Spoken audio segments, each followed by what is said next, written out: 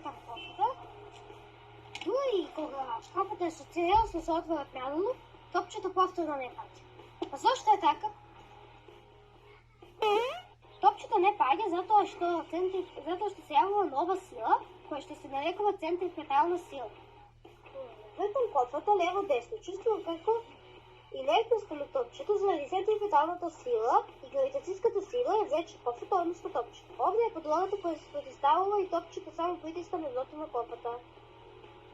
Вртам во круг посилно и кога инертноста на топчето заради поголемата центрипетална сила действува посилно на подлогата од гравитацијската сила, топчето останува во кофата, дури и кога кофата се отвора дадено.